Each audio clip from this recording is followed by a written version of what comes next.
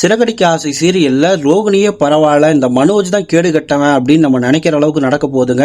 நம்ம ரோகிணி மனோஜ கன்னத்திலே பலாருன்னு அடிக்க போறாங்க. அதுவும் யார் முன்னாடி? நம்ம மனோஜோட அம்மா இருக்காங்கல்ல, அவங்க முன்னாடியும் முத்து முன்னாடியும் வீட்டுல இருக்க எல்லாரும் முன்னாடியுமே அடிக்க போறாங்க.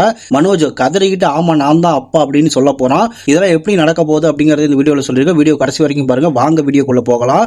ஆமாங்க, இப்போ பாத்தீங்கன்னா மனோஜ் ஒரு கேடு கட்டவன் அப்படின்றது எல்லாருக்கும் தெரிஞ்சு போச்சு. ரோகிணி வயித்துல வளர்ற குழந்தைக்கு காரணம் மனோஜ் தான் அப்படின்றது எல்லாருக்குமே தெரியும். நம்ம ரோகிணிக்கு தெரியும், மனோஜுக்கு தெரியும்.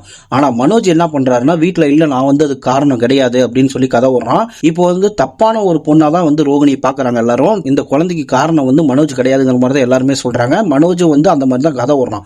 இது சட்டப்படி போனா மிகப்பெரிய ஒரு பிரச்சனை ஆயிருன்னு சொல்லிட்டு நம்ம விஜயா நினைக்கிறாங்க. விஜயா என்ன பண்றாங்க அப்படின்னா, ரோகிணி வயித்துல வளர்ற குழந்தை பிறந்துச்சு அப்படின்னா நம்ம சொத்து கொடுக்கணுமே, இது சட்டப்படி சொத்தை வாங்கிடுவாங்களே, அது இல்லாம மாசம் மாசம் செலவுக்கு வேற காசு தரணும்ல சொல்லிட்டு ஒரு பயந்துட்டு இருக்காங்க. எல்லாருக்கும் ஒரு பிரச்சனை அப்படின்னா நம்ம விஜயாவுக்கு இது ஒரு பிரச்சனை. ஐயோ நம்ம காசு தரணுமே என்ன பண்றது அப்படின்னு சொல்லி அவங்களுக்கு பண பிரச்சனை. இப்ப நம்ம முத்து மீனாக்கு ரொம்ப கில்ட்டியா இருக்கு. என்னடா அது இப்படி நடந்து போச்சு, இது என்னடா பண்றதுன்னு சொல்லி முடிச்சிட்டு இருக்காங்க. ரோகிணி வயித்துல குழந்தை இருக்குன்னா அதுக்கு யார் காரணம் அப்படின்றது யோசிக்க ஆரம்பிக்கிறாங்க. ஆனா மீனா சொல்றாங்க கண்டிப்பா மனோஜா தான் இருப்பான். ரோகிணி அந்த மாதிரி கேடு கட்ட பொண்ணு கிடையாது, ரோகிணி நல்ல பொண்ணு தான் அப்படின்னு சொல்லிட்டு மீனாவே சொல்லுவாங்க. அந்த அளவுக்கு மீனா ரோகிணி மேல நம்பிக்கை வச்சிருப்பாங்கன்னு வச்சுக்கோங்களேன். இப்போ மிகப்பெரிய ஒரு பிரச்சனை போயிட்டே இருக்கு. இவங்க டைவர்ஸும் வேணான்ட்டாங்க. என் வயித்துல குழந்தை இருக்கும் போது எனக்கு டைவர்ஸ் வேணாம் அப்படின்னு சொல்லிட்டு ரோகிணி முடிவு எடுத்துட்டாங்க. நம்ம மனோஜுக்கு ரொம்ப பயமாயிடுச்சு. ஐயோ போச்சுல, ஒரு 5 லட்சத்தை கொடுத்து இந்த கதையை முடிச்சு விடலான்னு பார்த்தா இது பெரிய பிரச்சனை ஆயிட்டு இருக்கு. புது பொண்டாட்டி கல்யாணம் பண்ணி மிகப்பெரிய சொத்துக்கு அதிபதி ஆகலான்னு பார்த்தா இந்த மாதிரி ஒரு பிரச்சனை ஆகி போச்சு. இப்ப என்னடா பண்றதுன்னு சொல்லி முடிச்சிட்டு இருப்பாரு. ஒரு நாள் வீட்டுல மனோஜ் காலைல கிளம்பிட்டு இருப்பாரு. எல்லாருமே வீட்டுல எல்லாருமே இருப்பாங்க. அண்ணாமலை, இப்போ விஜயா, அப்புறம் முத்து மீனா எல்லாருமே இருப்பாங்க. அந்த டைம்ல ரோகிணி வீட்டுல பாவமா நிப்பாங்க. நின்ன உடனே விஜயா துரத்துவாங்க.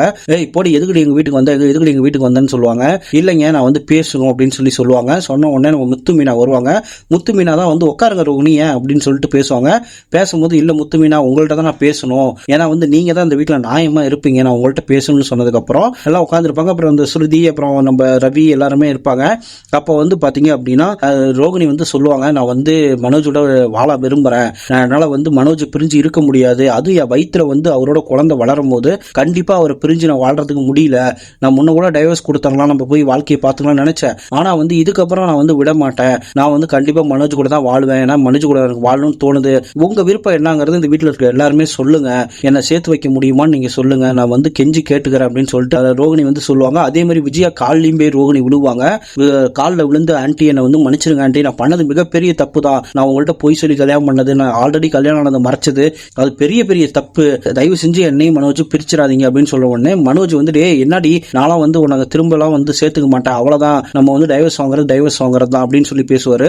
பேசும்போது மனோஜ் என்ன மறந்துட்டியா நீ, நம்ம எப்படி நல்லா லைஃப் வாழ்ந்துட்டு இருந்தோம், எப்படி இருந்தோம், எப்படி என்ன கொஞ்சுவ, எப்படிலாம் இருந்தோம், இப்படி பேசிட்டு இருக்க, டே நம்ம குழந்தை வயிற்றுல வளர்ந்துட்டு இருக்கு மனோஜ் அப்படின்னு வாட்டி.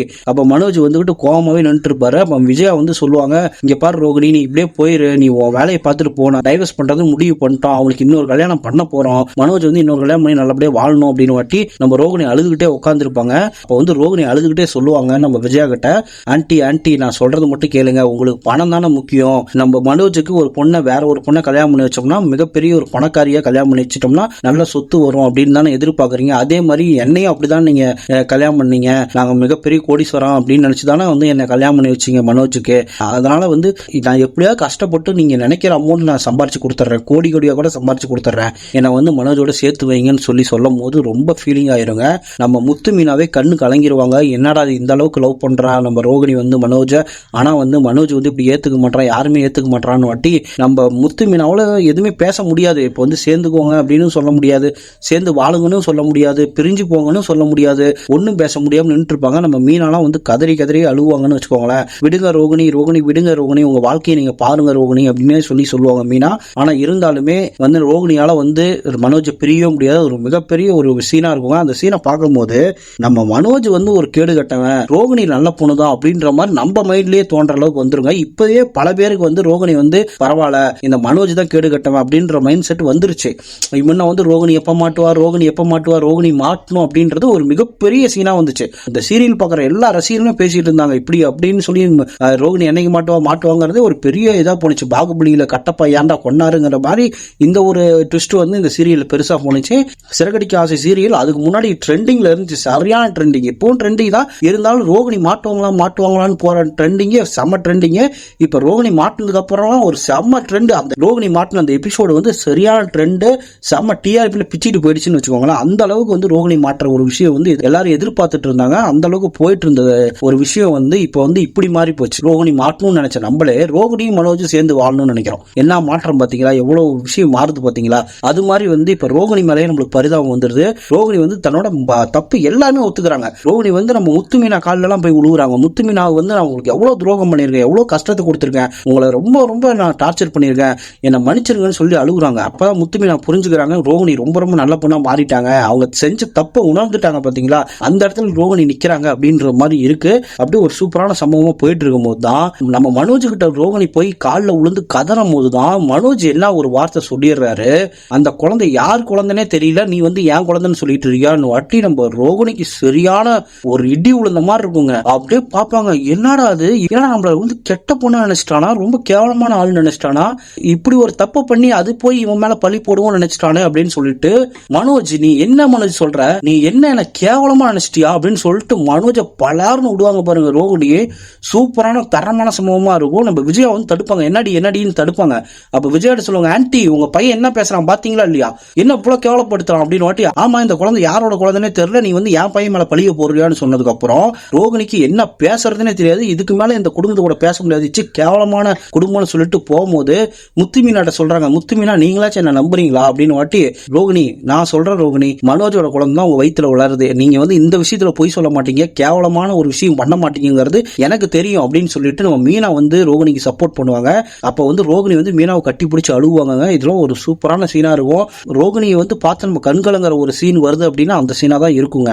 அதே மாதிரி வந்து பாத்தீங்க அப்படின்னா இப்ப டிஎன்ஏ டெஸ்ட், அடுத்த டிஎன்ஏ டெஸ்ட்டுக்கு போறாங்க.